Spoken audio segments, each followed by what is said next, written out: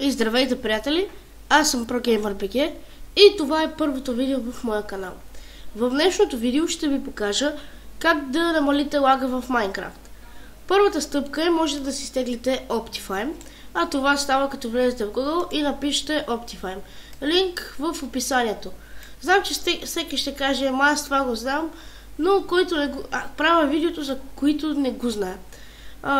Може за по-бързо изтегляне да цъкнете на Mirror и на Download Optifine. Да, и тук го даунлодвате. Аз няма да го даунлодвам, понеже го имам. Второто нещо е да отидете в Google и да напишете Minecraft Tweaker. Избирате си или Optifine, или Minecraft Tweaker. Един човек беше правил видео и беше написал, че Minecraft Tweaker дига 2000 FPS. Разбира се, аз първоначално не повярвах, но поради слабият ми компютър го изпробвах и да, дига до 100 и нещо. Да, ето. Така, тук може да гледате, нали, как да си го инсталирате, но то е много лесно. Просто давате на Next и то ви се инсталира. Да, ето, това е сайта и него ще го има в описанието. Това е началната страница. Да, ето. И вие тук по-надолу има едно Download. Сега ще ви го покажа. Ето Download. Като го натиснете и ще ви излезат всички версии, наличните версии на Minecraft. Вие изтегляте Tweaker, за която версия ви е необходима и го инсталирате като давате на Next. Дори тук са обяснени, в момент само. Да. Тук са обяснени как се инсталира, ако някой има затруднения. Да, ето. И горе-долу, хора, това е. Има още едно нещо. Да цъкнете на компютър на десен бутон, свойства. Да. И чакаме малко да се отворят. И да. Ето, отвориха се.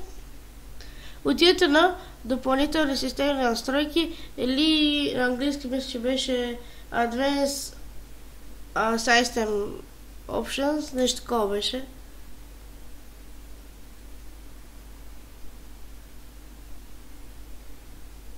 Да, изчакваме. Или аз ще паузирам. И да, хора, отново съм тук, ето.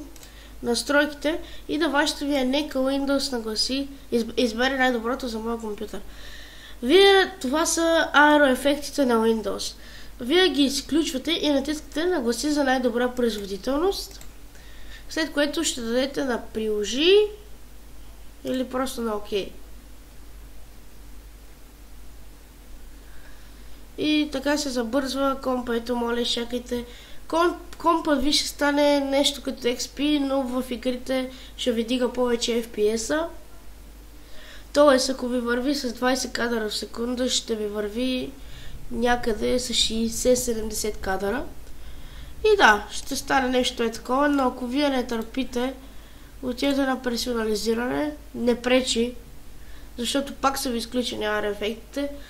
Обаче няма да цъкате на Windows 7 темата, а ще се цъкнете ето тук на Windows Basic, който не може да търпи да му е така. Цъкате на Windows Basic, момент само, ето го, Basic. И виждаме как вече ни стана нормалният Windows, както си беше преди. Да. Хора, това беше от мен. Надявам се клиповете от тук нататък да ви харесат. Това е първото ми видео, да? Надявам се то да ви е харесало и до скоро!